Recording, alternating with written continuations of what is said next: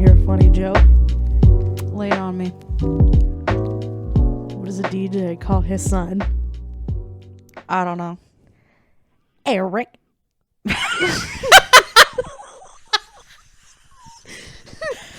Really? Get it? Eric. Yes. I get it. I've been holding that joke in for a few hours. I was like, I have to start the podcast off with something, and I'm going to just start it off really fucking dumb. I'm just like, I'm about to spontaneously combust. This needs to come out. I do have another one for you if you want it. I would love to hear it. What does a drummer call his two daughters? What does a drummer call his two daughters? Mm-hmm. I don't know. And a 1 and a 2.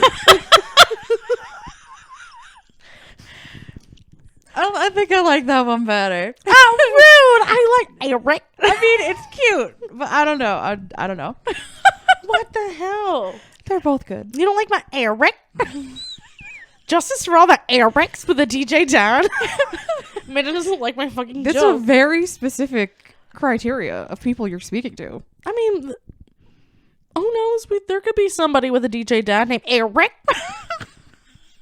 Imagine going to class. Like, imagine if that was actually, like, the way they pronounced the child's name. And they're like, okay, so we've got Anna 1, Anna 2, Marco, Jeremy, Eric. And they're like, actually, it's Eric. Okay, poor fine. child. Anna 1, Anna 2, Marco, Jeremy, Eric. Where did you find these jokes? Oh, you know, the joke factory. So TikTok. You can find jokes more than just TikTok, Twitter, True. jokebook.com, Is that an actual thing? jokesformusicians.gov, Oh my god. /Eric. Well, speaking of jokes, welcome back. Hi, everybody. Welcome to the 5th inaugural episode of the Between the Bridges podcast. My name is Carly. I'm Amanda. And our third host today is Eric. Shout out to all the Erics. No, we don't, no shout outs to Eric's, only Eric. My bad. So if your name is Eric, we love you on this podcast. You know what else we love? And I see like an arsenal of them here. Yeah. Apparently, so Amanda today was like, hey, so I know this is like kind of old news, but I have all these lemon lime sodas that I'd like to try for the podcast. Can I do that? And I'm like, I mean, did you clear it with the executive producer first? And so she scheduled a meeting with him while he was eating a chicken Slim Jim for cats. And he said, meow. So we're taking it as a yes. He gave me the green light, so, you know. They're all fucking green. Also, I don't know if he can see colors because he's a cat. You know what? I never thought of that. We'll have to ask him later if he can see colors. Right. Because, man, imagine if he couldn't see color, or at least if he couldn't see green, he could only see 50% of our promotional materials. Oh my, he'd just be like, what? Just he's gray, like, gray swirlies. He's like, oh my god, gray and purple slay. All right, you're hired. He's like, that works. we'll roll with that. That's cool. So, Amanda, as Yes. somebody who drinks a lot more, whatever the fuck you people call it, soda, pop. The pop and soda debate cola. is real. That's one I haven't heard in a minute is cola. But yeah, as somebody who drinks more pop and soda than I do, you have a 100% more drinking ratio of soda products than I do. Tell me why you wanted to have a taste test on our podcast today. Okay, so I committed to the bit, so I'm doing the damn bit. So when we recorded a couple weeks ago, this was when the whole hey, we're getting rid of Sierra Mist thing came out from Pepsi. Mm-hmm. And I'm just like, all right, I like Sierra Mist. That's cool. But I feel like all lemon lime sodas basically taste the same. So I'm like, whatever. I'm gonna try. I'm gonna try like the big three essentially and see if they taste the same. And I couldn't find any Sierra Mist because Sierra Mist was already pulled from the shelf. My God, that was the fastest fucking shit I've ever seen in my life. Like, it was like, Yeah. hey guys, we're pulling Sierra Mist. And then you went to the store, and then, like, the next day, and you're like, I was like, I sent her a picture. I was like, dude, look, all the Sierra Mist is gone. Starry has replaced it. I was like, can you imagine though going to a restaurant like that serves Pepsi products? Oh yeah, I'm gonna have like a lemon iced tea, and they ask your husband or whatever. Yeah, I'll have a Starry. Like ordering a Starry at the restaurant, that just sounds weird to me. I mean, I couldn't tell you because all I order at the restaurant is water or a margarita. So that's valid. Ordering a Starry seems fine to me. I don't know how this is wrecking your life, but like, It's not wrecking my life. It's I just support like, your 5 stages of grief right now. What stage are you in? Are you in like the bargaining stage? Like, you know what? If they taste the same, it's totally fine. It's totally fine. If I just feel like they spent a bunch of money. Like, I mean, you know, here's the can. Like, okay, cute, whatever. So, for our audio listeners, because we obviously don't have cameras, it's a green and yellow can with a lemon on it. It's half lemon, half And it lime. says Starry on it.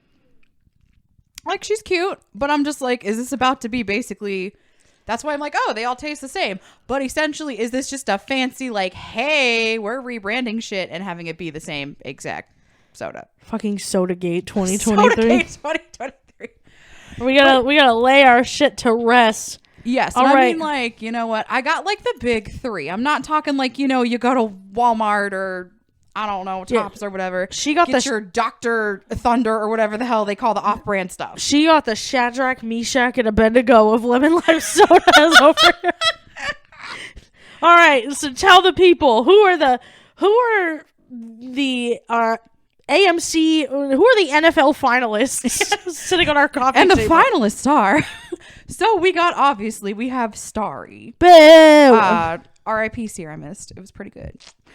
We have Sprite. Boo! And then we have 7-Up. Boo! So, like I said, if y'all think sodas taste different, or I shouldn't say sodas, I just mean a certain type. So, we'll see. So, we got the 7-Up, we got Sprite, we got the Starry.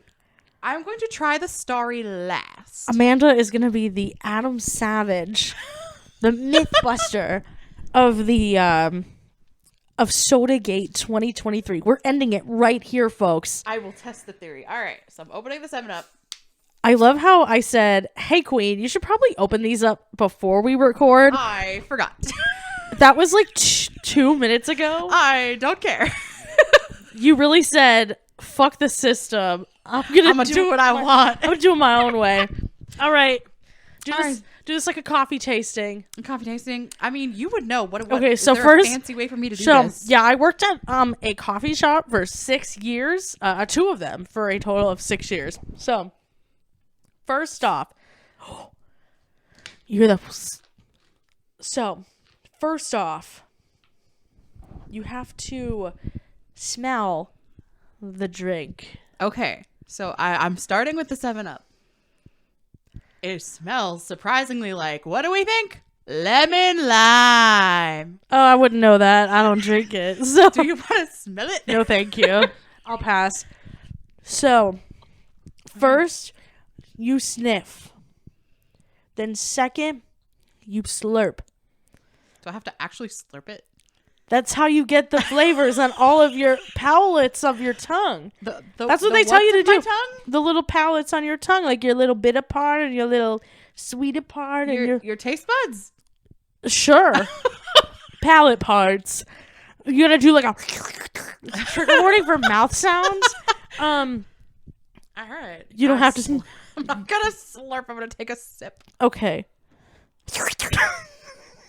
That was me.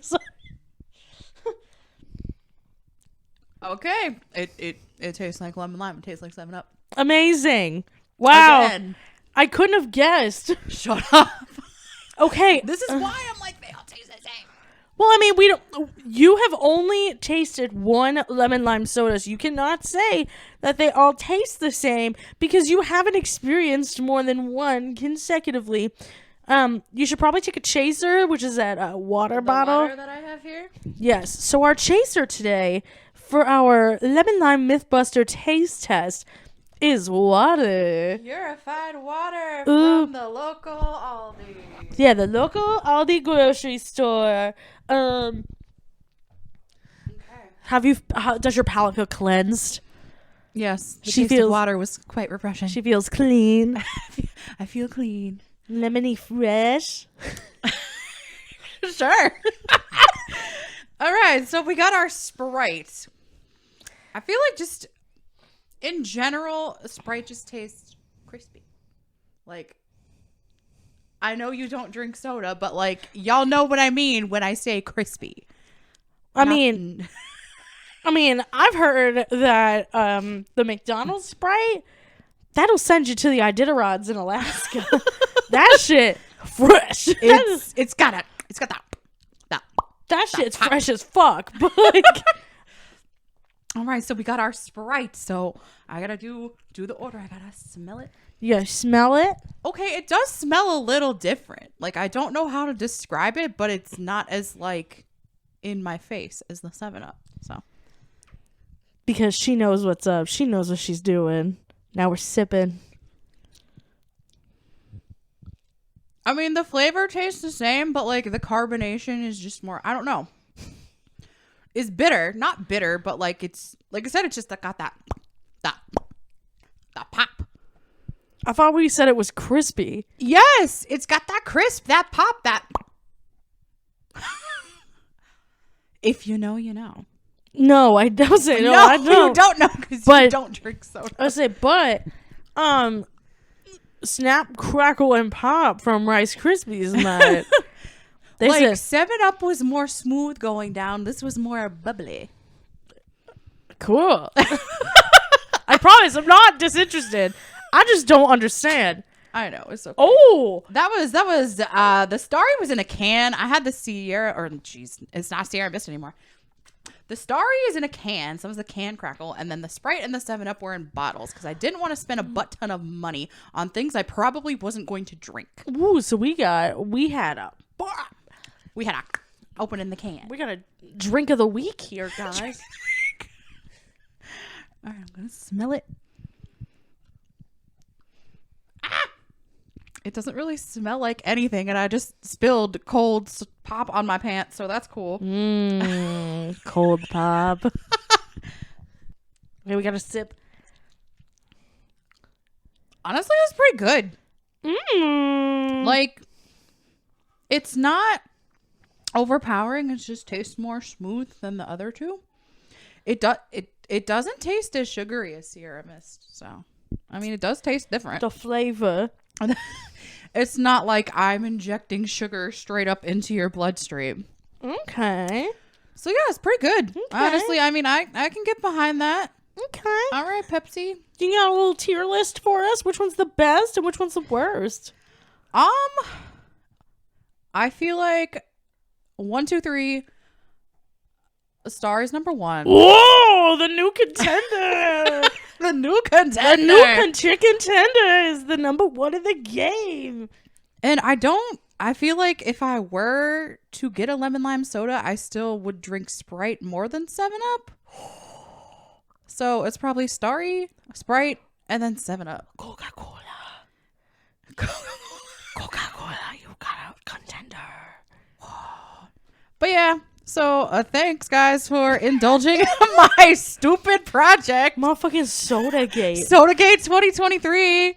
Soda, like, that was insane. I remember, like, seeing this shit about it, and I've never seen more discourse of people, like, crying over, like, a product discontinuation in a really long time. Like, they're like, oh my god, why would they do this to Sierra Mist? And meanwhile, I'm like, when was the last time bitches be talking about Sierra motherfucking Mist? Like, I mean, that's true. That's true. It's always like them weird kind of off-brand ones where it's like, I don't know. Do you remember like the Crystal Pepsi or the Blue Pepsi and that kind of stuff being a thing? no, back I in the remember day? blue ketchup, though. I thought it was there blue ketchup? I thought it was just the purple and the green was the thing. I mean, I know there was purple and green. I thought there was blue ketchup. I don't know. Maybe there was, maybe there wasn't. But I do remember the colored ketchups, but I don't remember colored sodas. no, that's valid. And now it's like they got, all these Mountain Dews with the different flavors and stuff. I'm like, how are y'all going to keep track of what you like and what you don't like? That's too much. The shit that made me want to, like, throw shit at a wall, like, literal, like, shit. Ew. Like cow shit at a wall. The motherfucking flaming hot Cheetos Mountain Dew. What the hell? I don't know what they were thinking. What the hell type of shit? And then I'm scrolling on Facebook and there's this girl on my Facebook. She'd be fun. Do I know her? No, but she'd be fun to do an episode about if we did not know each other. She would be a fun person to do an episode on. She was in her car and she goes, ooh, I love this. And it's the fucking flaming hot Mountain Dew. I'm just like, Ew. are you okay? I'm sorry, but some things you just shouldn't mix. I'm like, are you okay? Like, what? Who hurt you? Like what you want to like, but also there's going to be, I'm sorry, there's going to be some things I'm going to judge you on. I'm sure there's going to be some things people judge me on. And that's, oh, same, me too. And that's totally fine. I really don't care. But I'm like, the flaming hot.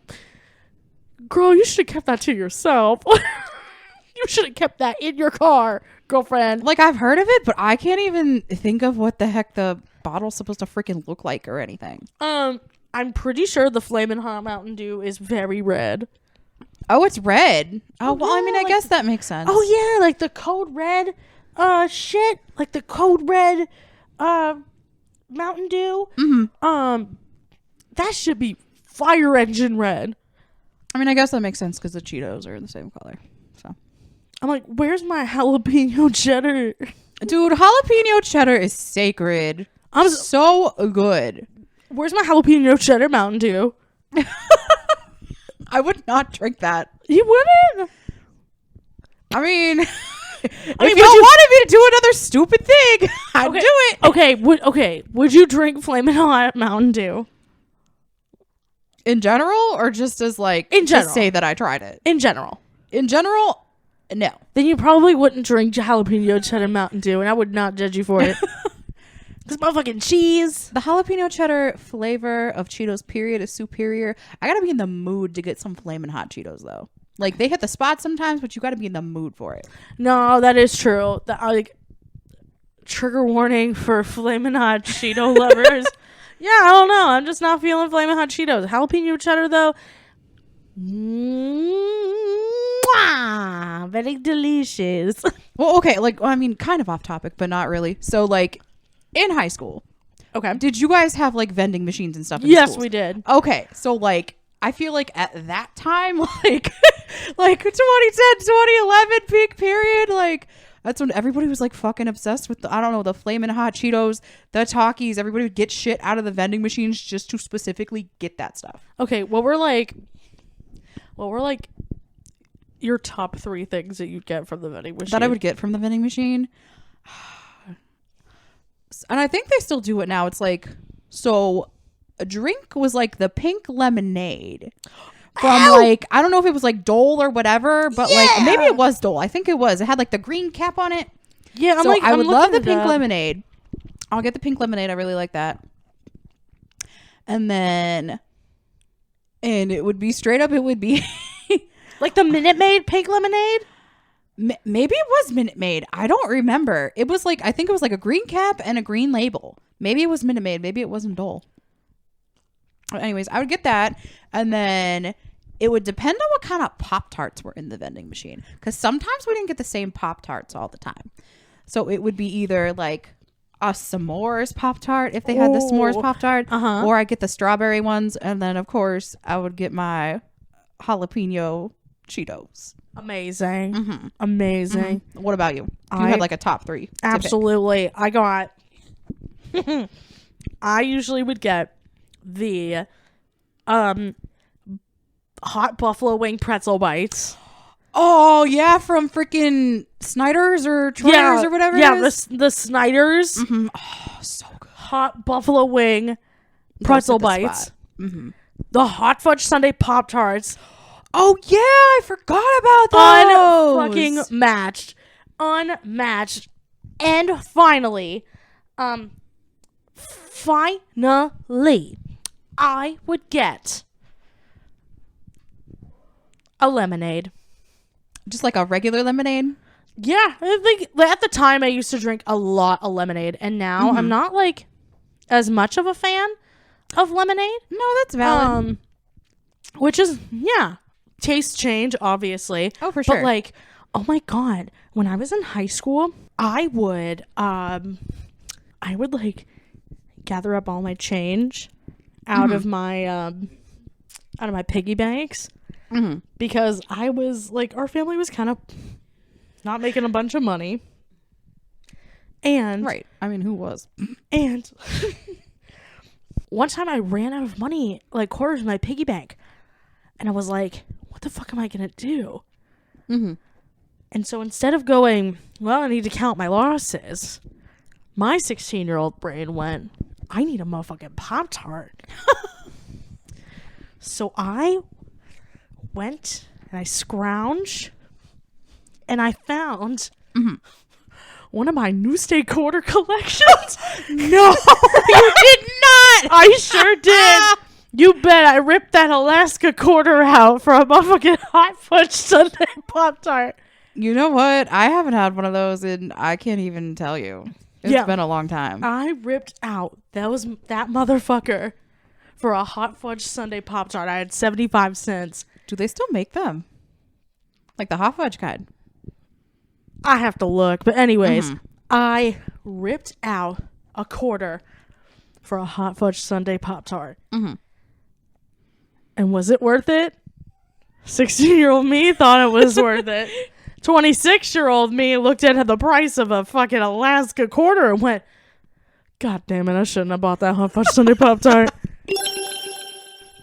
Speaking of gates, you hear about Mascara Gate? No, I have not. You've heard nothing about Mascara Gate. Dude, I really have not, no. Girl, okay. I have been waiting. Waiting to hear. Quick context. Yes. So quick context for the listeners. Quick context for the listeners and not Amanda because Amanda lives with me. For everyone. So all inclusive. I work part-time at a makeup store. And so when new makeup products come out, they kind of get a little, like, sometimes we'll do like little promotions for them. Like, they'll get their own like end caps, or we call them etagères. Ooh, fancy. Yeah, I know, they're so fancy. So they'll get their own specific etagères or their own little end caps. And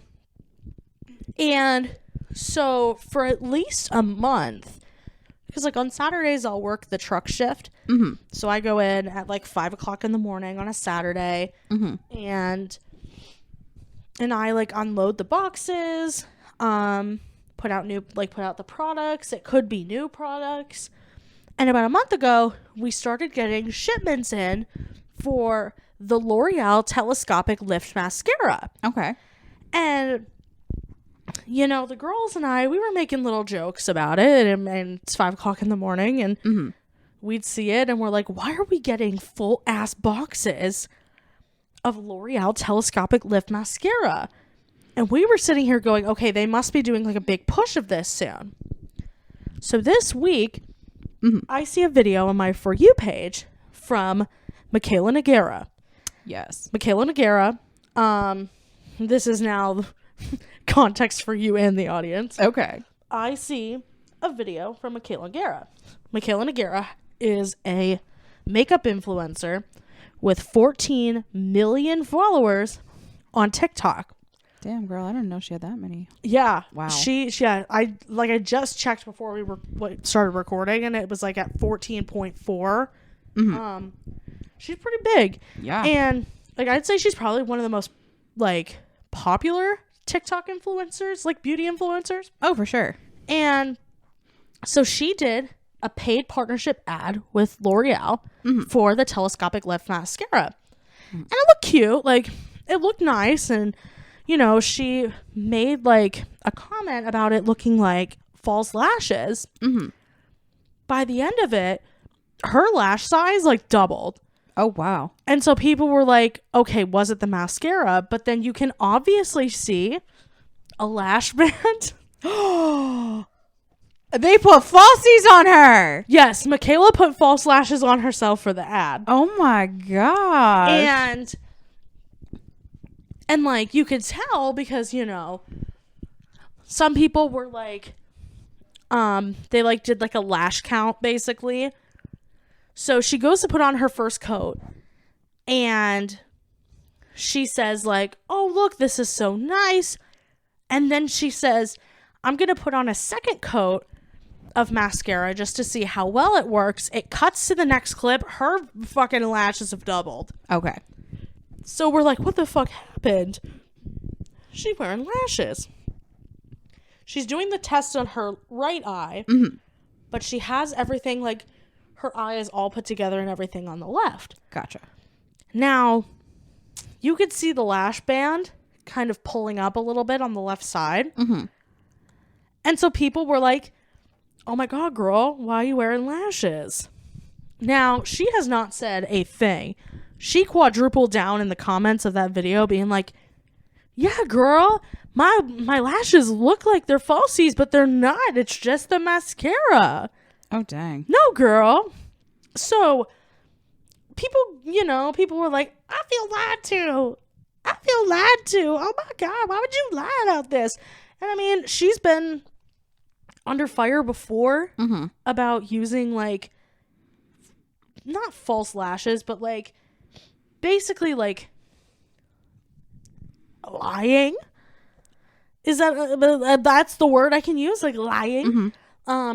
Like for just on products in general, or you think like towards endorsing? Yeah, like for advertisements on Okay. on things. So like using filters when she's advertising a foundation, or you know, using Facetune and like body morphing sort of filters if she's showing her body, and you know, she talks about how she has like body insecurities and everything, but it is at the same time like if you want to be seen as a trusted influencer or whatever, you should not be using filters. Yeah. However, of all the fucking people that could see this and come back, Jeffree Star comes out of the fucking swamps of Wyoming and is like, "Hey bitches, I'm back. I'm going to review this makeup starting next week, and I won't lie to you because I don't take any money from anybody." Yeah, okay, Jeffree. Like, I don't take coin from any brands. And like the comments on this video, all these girls who were probably bullies in high school that definitely went to nursing school, they're like, "Oh my God, Slay Jeffree, you're the only makeup guru I trust." I bet you they're also all Republican. Oh, probably. And they're like, "Oh my God, Jeffree. Oh my God, Jeffree Slay." And I'm like, what the hell? Like, what type of fucking ass backwards world am I living in where everybody's like, "Hey, Michaela, you put false lashes on? We're going to send you to hell. You're the Antichrist." Jeffree? He could have stayed buried in the swamp where he belongs. Jeffree could have stayed at the fucking yak farm.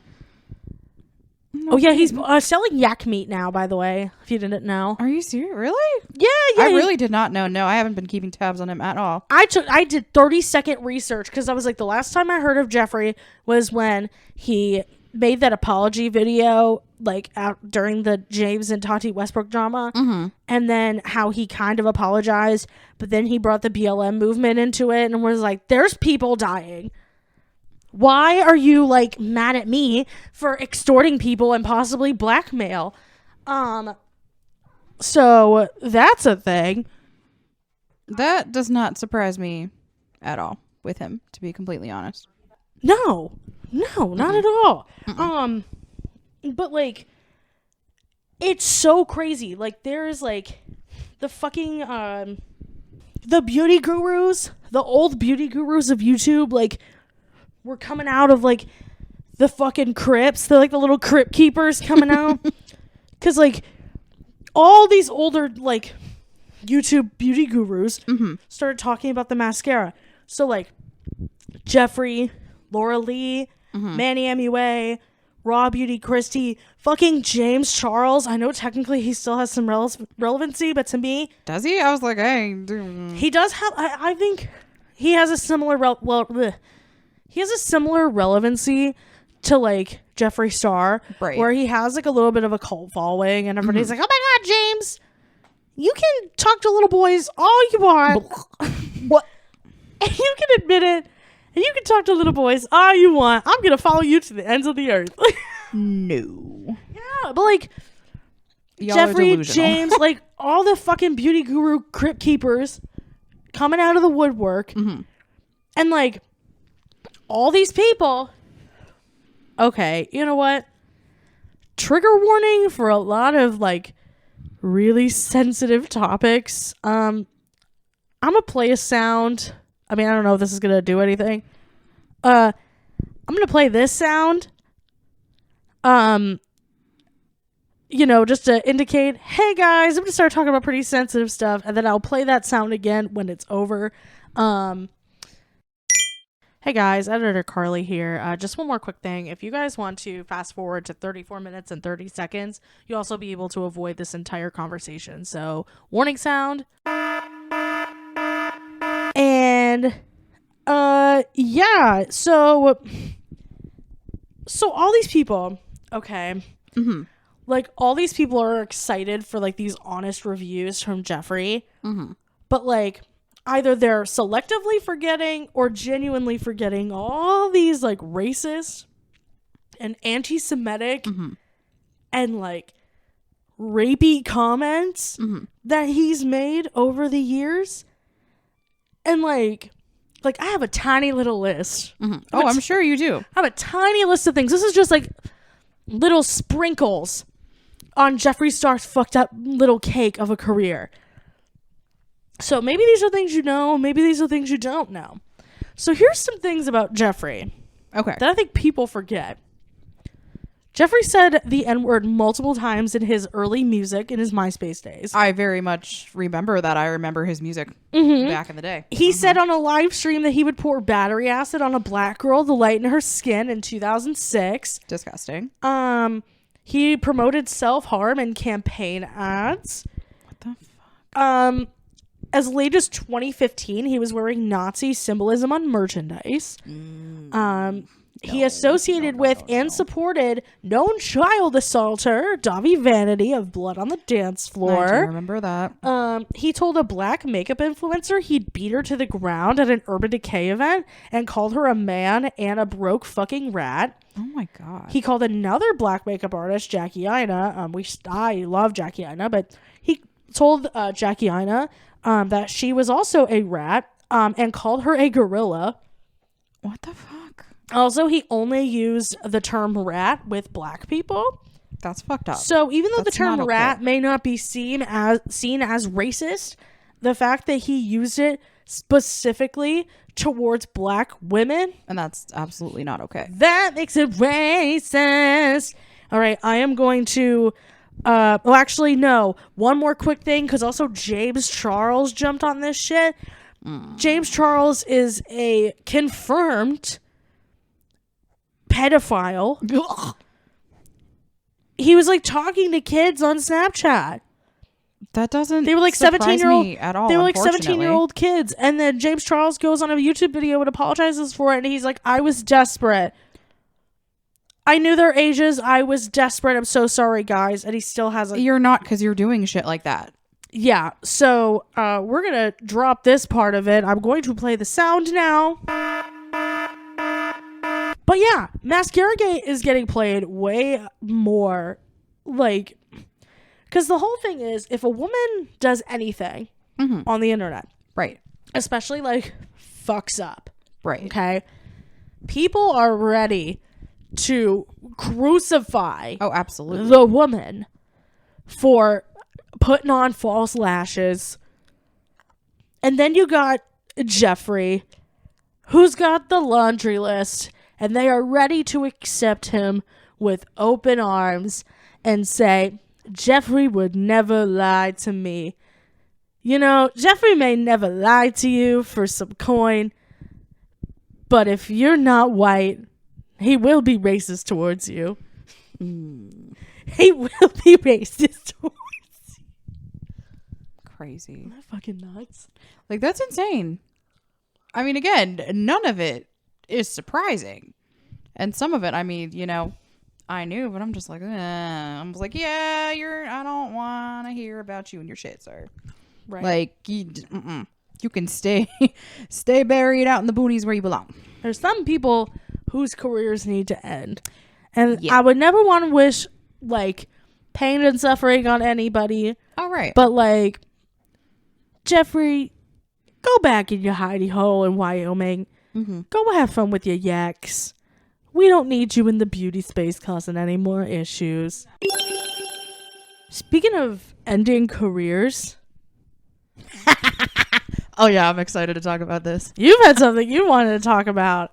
Oh, yeah. So, obviously, we've talked about not Panic at the Disco, Jesus. They are involved, but we talked about Fall Out Boy. We did talk about Fall Out Boy last week. Yes, Fall Out Boy coming back with a vengeance, as they deserve.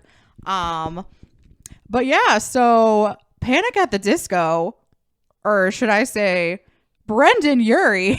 Brendan Urie and his 3 backup singers. Exactly, Brendan Urie and his band, because, you know, he's the only original member left of Panic at the Disco. So they are over. They are ending. He really said, I'm going to go out with a bang. It puts out the worst album of 2020 It's fucking horrible. 2. It's not good. That man's vocals are so fucking fried. Dude, I was on TikTok, I think yesterday, and like someone, I should have liked it and saved it, but I forgot. But someone was like going through the progression of like listening through like snippets of each of the albums. I think I've seen that too. And kind of just like, yeah, listen to like, you know, the shift and the change and his tone and all of that. And I was like, you can just hear it progress from where he's like, you know, starting out and getting his footing and then kind of in his prime. And then it's like the last few albums, you can just hear that he's just trying and fried. Man. And some of the like, you know, YouTube clips or whatever that I've seen of him live, it's like, sir, we get it. You have the vocal range, but you gotta know when to stop because it's just not good. He really said, I want to go down into history. And did it in the worst fucking way you could possibly. Oh my God. He's like, I'm going to be remembered. Remembered for screeching like a parrot. He really said, Iago, Aladdin, Iago ain't got nothing on me. He really did. Oh my God. That'd be Brendan Urie right there. You know what? That was spot on. Spot on impression. Yeah, I'm really good at Brendan Urie impressions, apparently. Oh my God. So, like, okay, here's where I feel like this episode is very much a great display of shit that you know that I don't versus shit that I know that you don't. Because I'm sure later we'll be talking about something that I care about a lot and you could give 2 shits. But here's my question. Yes. Because you said Panic and Fall Out Boy are involved. Yes. How the fuck is Fall Out Boy involved? Okay. So obviously our age group, millennials. So you think back to, I don't know, like early MySpace days, right? Mm-hmm. Did you have like the media player and shit on your MySpace layout and all that? 100% I had the fucking media player and I changed my song every fucking day based on how I was feeling. Oh, for sure. Who I'd didn't be like, do that? check out my new songs. Like if I liked a boy, I'd put on like Crush by David Archuleta. Certified bop. And if I broke up with a boy, I'd put on That's What You Get by Paramore. I'd be like, bitch. Valid. Valid. Oh my God. But yeah, so essentially Pete Wentz kind of brought Panic at the Disco into the limelight and got them signed. So you remember how like Fueled by Ramen was a thing? Oh, yeah. Oh yeah. The music videos, all of that. Yep. So they got signed. And then of course it's like, they're just like, ooh, Pete Wentz likes these guys. Like, bring them on. So he listened to some of their songs. They got them signed. And of course, you know, the rest is history. They released their albums. Like, So, like, well, hold on. I thought that Pete Wentz was involved with Decay Dance and not Fueled by Ramen. Are those, like... so from what I found, as I look, like, it was all inclusive. Let me read this. So they heard a couple songs, and then they wanted to sign the band. Oh, well, yeah, they are with... I can't fucking talk. Jesus Christ. I'm just going to give it to you because I apparently can't read. Upon hearing 2 to 3 songs during band practice, Pete Wentz was impressed and immediately wanted the band to sign to his Fueled by Ramen imprint label, Decay Dance Records. Okay, Thank you. I was like, I can't read. Fueled by Ramen is the big conglomerate. Yes. So basically how like TJ Maxx is a huge corporation, but Marshall's is a part of TJ Maxx.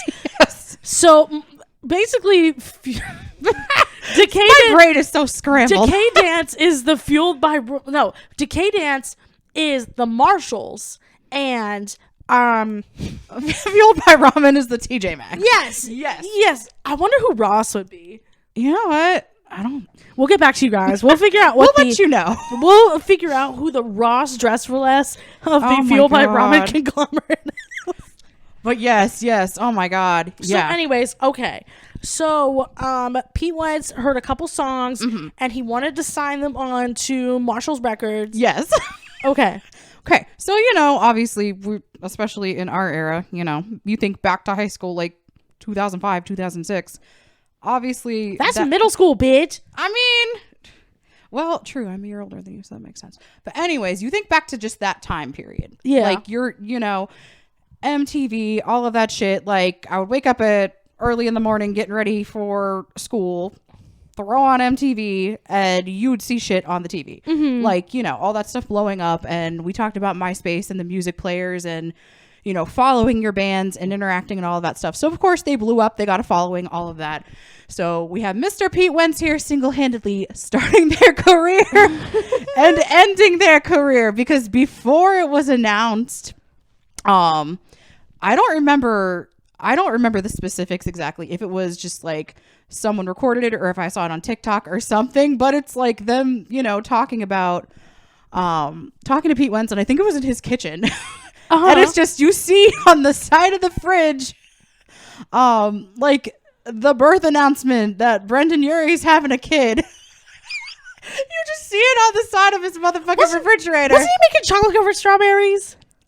Maybe. I don't remember what he was making. It was chocolate covered something. That was a kiss of death. But you know what? Yes, he went out with a bang. He's like, oopsie. And then it was like announced like the next day. He's like, yeah, I'm stepping back from the band, which is just your fucking self at this point, sir. Like, you wrote it out until you couldn't write it out anymore. So you started the band and you killed the band, but whatever. And he's like, yes, we're having our child and I want to focus on my family. So rip Panic at the Disco, but also not the worst thing ever to happen. So. Yeah, Brendan Urie's kind of a piece of shit. So like, I really don't care. But I was like, I'm just like, the way it played out though, I'm like, man. I know, like, I think everybody's playing it more like, they're like, yeah, Pete posted this picture. Brendan's like, well, better end my shit. Like, I don't really feel like that was the thing, because, like, you know. Oh, yeah. Things like those, like, major announcements take time. Oh, absolutely. And, you know, they got to make sure, like, because also, like, even though we're sitting here, like, is Brendan Urie and that's it, Brendan Urie does have other people employed to do tour with. I think the one thing that really, really sucks for like genuine Panic at the Disco fans is that the final tour is in fucking Europe. Oh yeah, so they're not even going to get a chance to. They're not even going to have a final U.S. tour. Europe, go to fucking Switzerland or you're lost. You're out. I mean, I'm not gonna lie, you know, I would have liked to see them in concert. Obviously not at this point in his career, but back in their prime, like, abso-freaking-lutely. Back in like the Brendan, Ryan Ross, Dallin Weeks era. Like, Oh yeah. oh my god, the fucking I mean, hi, I'm 30 and I like the Pretty Odd album, like, and the Vices and Virtues album. I think it is. Holy shit, that was like a magnum opus. But like, the only like once Ryan and Dallin, like once all those guys left, and it was just Brendan Urie's solo project, the Brendan Urie solo project era. It was like there was some stuff that was really good. I forget the name of the first Brendan Urie solo project era album. I love that shit. I think it's pretty good. But then it just went downhill after that because it was fucking that album. Then I'm pretty sure it was Death of a Bachelor after that. Then after that, it was that one, the album where he's like standing on a rooftop with his little like greaser quiffy thing. And then it had that one song on it that's really fucking annoying. You gotta be a little more specific than and that. then there's Viva Las Shitmas. Like, it's just not good. It's just not good. No. So like, it sucks. I hate when people lose their jobs, but also he kept riding the name though. Like, we all know that. He kept riding the name, using Panic at the Disco for the clout, even though he was the only member left. He would have had just enough clout if it was just Brendan Urie and the shitbags. Like, I mean, you're not wrong. I'm just saying. You're definitely not wrong. But it's just like, oh, we built this project. It's successful. Okay. Like, dude, you really could have just gone solo and it would not have made a difference. Because it's literally what you were doing with a different name. Sorry to your band. I hope they find new jobs and people that will give them solid employment and actually, give a shit about them. Okay. So I just looked it up. So Too Weird to Live, Too Rare to Die was the album I was talking about. It is not a solo project. It is the final one considered a band project. Okay. Before Death of a Bachelor, Pray for the Wicked. And Viva Pray Las for the Vegas. Wicked was the one with fucking high hopes on it. That's that annoying shit. And then Viva Las Vengeance. Imagine not putting an album out for 4 years and then putting out fucking garbage. You know what? I'd probably run away with my tail between my legs too. So speaking of getting your shit rocked by Pete Wentz, we've got a little bit of time left, and so I'm gonna try and talk about this like as quickly as possible. Dude, take your time. You're Creator Clash 2 is coming. I know how hype you are. Last year was fun. Okay, so for anybody who does not know, Creator Clash is a boxing event that was put together by iDubbbz, Ian, and his wife Anissa. So Ian and Anissa Jama put together the charity boxing event. It was so good last year, and I'm sorry in advance. It's gonna be my personality for the next like 3 fucking months. The event's on April 15th. I am so hyped. It's gonna be fun. It's gonna be a good time. I'm so excited. There's like, I feel like if people are interested, I'd say like the week before the fights, I would love to do a little like segment where we look at all the fights and try and figure out like basically do predictions of who we think is going to win the fight. Oh my gosh, absolutely. And who's going to lose the fight and whatever. Oh my gosh, it's going to be so fun. So if you guys are interested, please let us know. Yeah. And what's cool about it is just like all the money is going to charity. That's the best part. Where like, you have the KSI Logan Paul fights, and then the Jake Paul Floyd Mayweather fights, and I can't believe still can't believe this shit fucking happened. The Austin McBroom of Ace Family versus Bryce Hall from TikTok fight, because it was like the TikTokers versus YouTubers event, and there was like a whole scam, like all these scams and all this bullshit around that. So it's like really cool to see something that really like came from a joke, because originally iDubbbz proposed to Rice Gum that they could do a boxing match. That's true. And originally Rice Gum said he'd do it, but then iDubbbz said, hey, I don't want any payout from this. We're going to donate the money to charity. If you agree, we're gonna fight. And then Rice Gum backed out and called Ian a pussy. And so then like, and here we are. and then we're here, and then then they're there. But no, the fights last year were so good. Like I literally was just talking about this with some of the girls I work with at the makeup store. Because I was like, this is the most batshit crazy thing. I heard nothing about it last year until like maybe a week or two before. Yeah. Because, for one, obvious, like, as we go in more into the podcast, we're going to talk a lot about probably the things that like I'm interested in as well as you. One of my favorite YouTube channels of all time is Super Mega. And so when I found out that Matt and Brian were both having individual fights, I was like, what the fuck is this? And then got into a rabbit hole and found all this stuff. So at first I was like, well, I'm just going to watch, like, I'll see if I can find the Matt fight and I'll see if I can find the Ryan fight on the day of the event. And then after that, I'll be fine. But then I found out that the fucking bearded guy from Epic Mealtime was fighting Aaron from Game Grumps. Right? I said, what the fuck is this shit? Where can I get a fucking ticket? And the content cop is fighting the hot, sexy doctor, Dr. Mike. Get me on this shit, like, today. Get me on it today. And, like, the event's online. I watched the whole thing. I was like, holy shit. This shit's so good. Like, this shit is so gas. If we had to figure out ass or gas, this shit so gas. Gas. But, like, so I have, like, a list. Well, and also the other thing, when they did the weigh-ins, there was, like, no fake beef. Because, you know, like, especially for the Austin McBroom and Bryce Hall fight, they were, like, getting in each other's face, like, huffing and, like, blowing their fucking hot breath on each other. And they're like, I'm gonna fucking kick your ass, bitch. You can't fight for shit. And I'm like... You're like, what the fuck? This is so WWE core. Oh my god, yes. This is so, like, fabricated feud for money core. This is so Undertaker versus Mankind at Hell in a Cell 1998 core. Which we'll bring up wrestling in a hot second because it's relevant.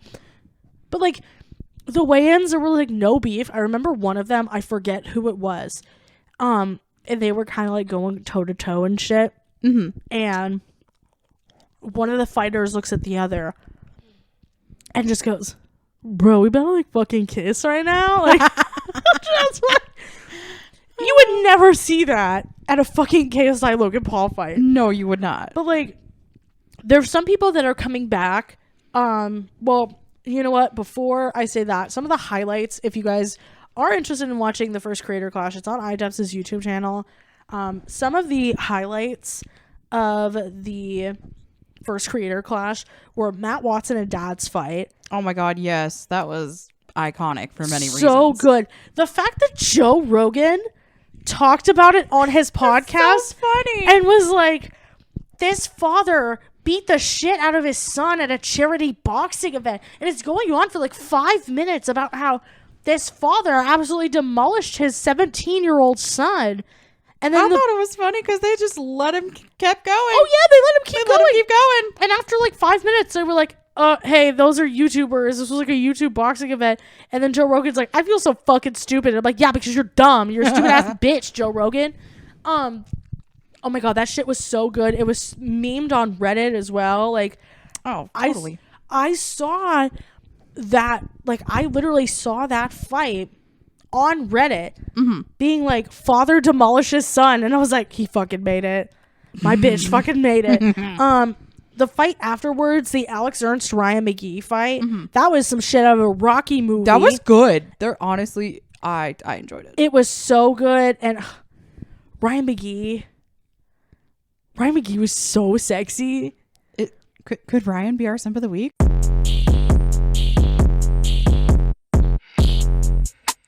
Hey bitches, are you ready to slap? Cause it's simp of the week. Monday, Tuesday, Wednesday, Thursday, Friday, Saturday, Sunday. Simp of the week, bitch. Ryan is always my simp of the week. I mean, that's valid. He is very attractive. So, Oh, and the fact that they were like hugging each other like 20 times. If I was doing a drinking game for every time Alex and Ryan hugged at the end of that match, I would have been fucking demolished. Oh my god. The Harley and Aaron fight. Harley from Epic Mealtime fighting Aaron from Game Grumps. I mean, Aaron's kind of tiny compared to like what is it? I think he's like 6'4" or 6'6". He's a big dude. Harley's 6'6". Like, he's fucking crazy tall. Harley absolutely demolished Aaron. And he's like, what? No, because then he called out Dr. Disrespect. He's like, dude, you're 6'6". I'll kick your fucking ass. Oh, he did. Yeah, he did. He did. And then obviously the main event of Ian versus Dr. Mike. Dr. Mike being a boxer, like doing like boxing and whatever for like 10 years, whereas iDubbbz had done it for less than a year. Ian was supposed to originally fight Jeff Wittick, but because of all the issues with Jeff Wittick's face due to the bulldozer, the crane accident, he wasn't cleared by his doctor, and so Dr. Mike was like, oh, this is for charity? I'll kick your ass. And he did. They lasted 5 rounds. He did a great job. It was a really good match. It was so good. But like there's a ton of people coming back, like Charlie Moist Critical, he's coming back for commentary. Yes. Esfand, he was the guy with the longer hair and the beard who would do the pre-interviews. Oh, okay. He's gonna be coming back and doing the pre-interviews as well. Nice. Akinola, he's coming back as the ring announcer. He was amazing. Akinola was amazing at doing the ring announcement stuff. He did a really good job. Chills doing post interviews. Oh, fucking Chills. I love him. And also, my favorite people coming back. Super Mega's coming back doing the fucking national anthem this year. Oh, really? Yes. Oh, damn. Last year they had fucking Airsoft Fatty. That was an event. That is probably the thing that I play once a month for myself. And like when Ian posted Creator Clash Online, he put it up as fucking Airsoft Fatty versus the national anthem because Chris had to restart the national anthem 3 times because he forgot the words. Yeah. He's like, oh my god, I'm so nervous. And then by the 3rd time, everybody just took the reins for him, and he's just like rambling words. Well, they were so supportive because he doesn't remember the fucking national anthem. They were so supportive. I'm just like, look at y'all. I am sad that Airsoft Fatty will not be back to do the national anthem. However, Matt has already said that Ryan has learned the first 4 words of the national anthem, and he's like, only 76 more to go. Oh my god! Honestly, they're so funny. Me. Okay. So also some returning fighters from last year. Obviously iDubbbz, he's the main event. Of course. Aaron from Game Grumps. Harley. Dad's coming back. I did see that. AB. He also goes by Star Killa. He did a match last year. Oh, okay. Hundar. I think AB is one of the producers of the H3 podcast. Oh, okay. Hundar. I did a thing. He fought the Odd Ones Out last year. Oh, okay. I got you. That poor kid got demolished by I Did a Thing. And it was his birthday. Oh, that sucks. And Yodeling Haley, because Yodeling Haley was fought against Minx in like their first like women's match. This year I think they have 3 women's matches on the card. Oh, that's cool. They have, so last year there were 9 matches on the card. This year there's 12. Nice. There are 3 women's matches on the card, so I thought that was really cool. Up. So, the following are fights that I'm excited for. I feel like at least one of these or both of these people you would know, which is why I picked them. So, Aaron Hansen of Game Grumps, yes, is fighting Jarvis Johnson. What? You know Jarvis, right? Yeah, like from YouTube. Yes. I'm trying to. He does the commentary videos, right? He does some commentary videos. He does some like Twitch streams and stuff like that. But like Aaron versus Jarvis is definitely a way better matchup than fucking Aaron and Harley are both in like completely different weight classes. Both in completely different height classes. Holy shit. So I feel like it's going to be a lot more of an even matchup, which I'm really excited for. Oh yeah, make it an actual level playing field. Also, the fact that, I don't know, Jarvis, like, when I saw Jarvis on the list, he was one of, like, 2 or 3 people I was really surprised to see. Mm-hmm. Because I never would have seen Jarvis as, like, a boxer, like, no, or, like, that's a valid. fighter. And so I saw him and I was like, oh my God.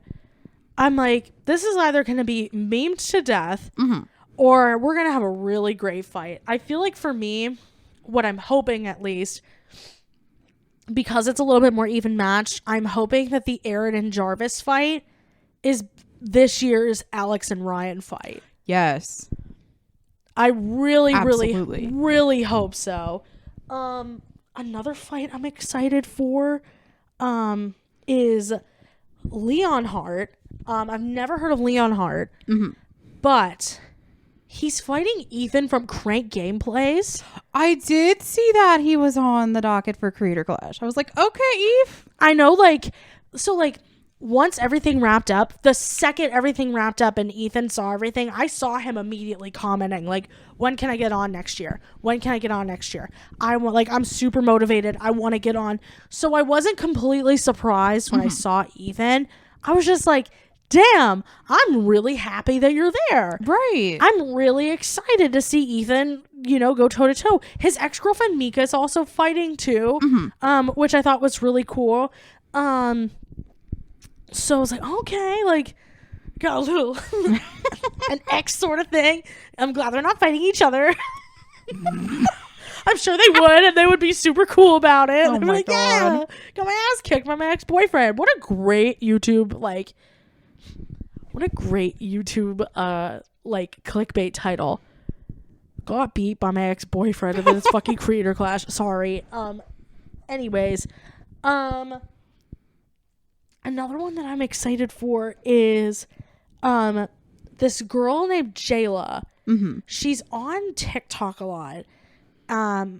And she kind of does these little gamer girl videos. She's super sweet. She's really nice.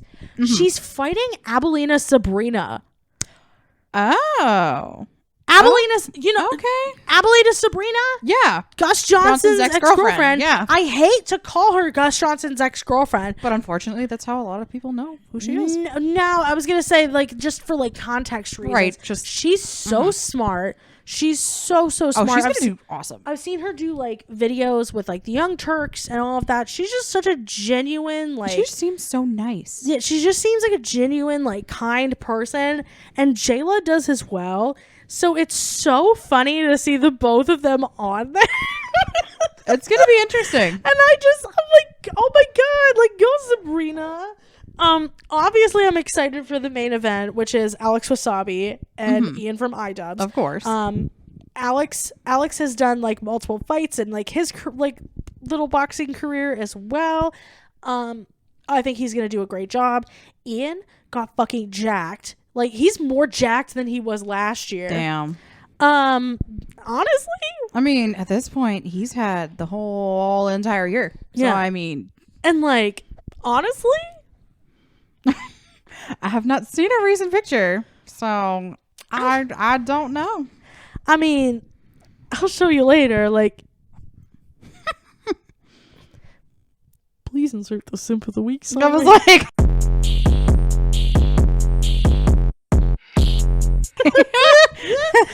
iDubbbz is a simp of the week. And finally, the fight that I am the most excited for. Motherfucking Harley from Epic Mealtime. Fighting seasoned WWE wrestler John Morrison.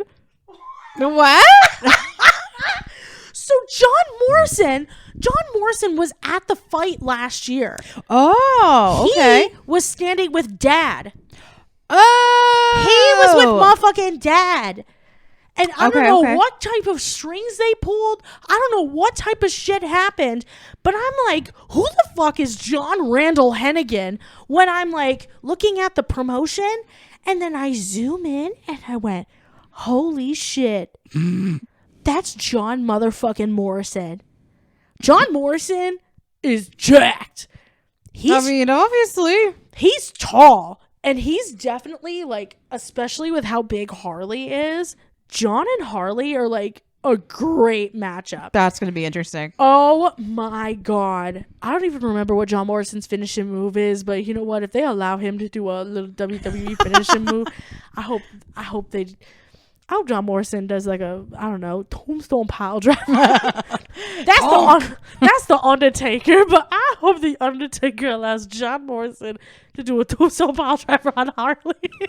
Nothing against Harley. I love Harley so much. It's just because like John Morrison's a WWE wrestler.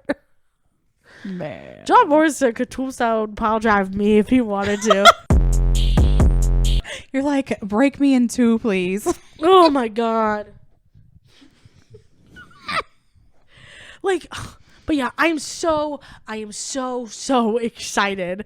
I am so excited that they're doing this again. And you bet your ass I am going to be there. I'm not going to be there. It's in fucking Florida.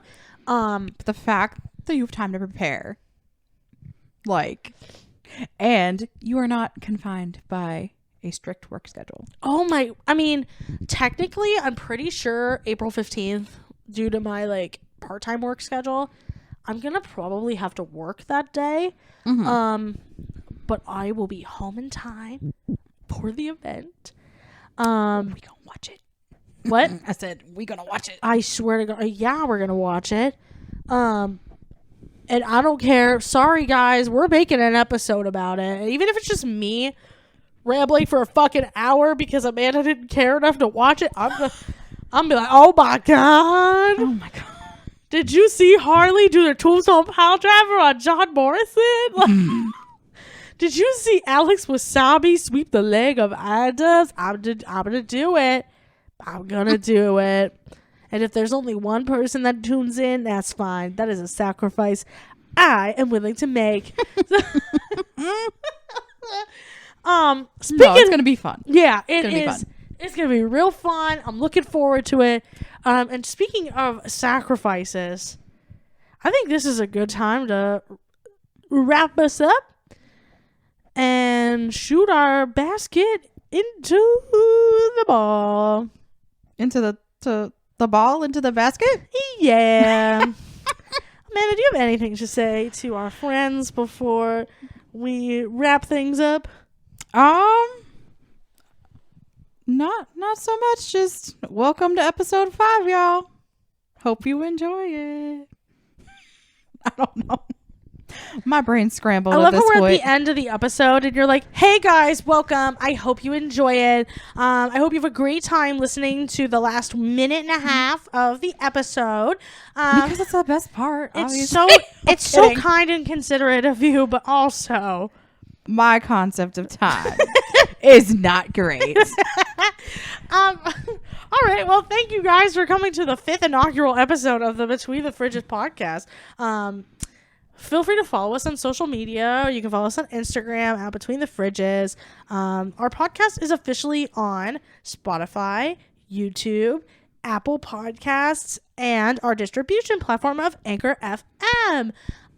If you have any content suggestions or just want to drop us a line, I'm still looking for fan fictions to read on our podcast. Feel free to send a link to us at betweenthefridges@gmail.com. If you send them on Instagram, I will not reply to you. Also, if you want to follow us, the links to mine and Amanda's personal accounts are below. Give us a hoot. Say hello. That is the only place at least I will allow you to just say hello to me. I don't know about Amanda. Apparently she wants to read that in the emails, but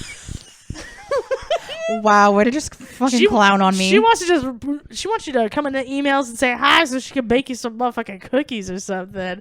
Only if you give us a 5-star review. So man.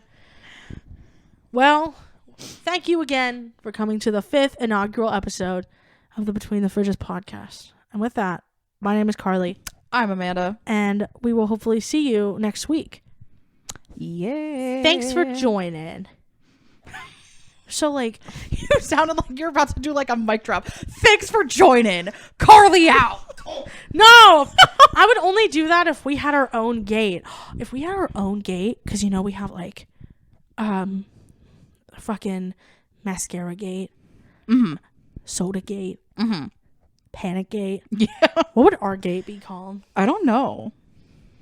I want my gate to be called Fat Ass Gate.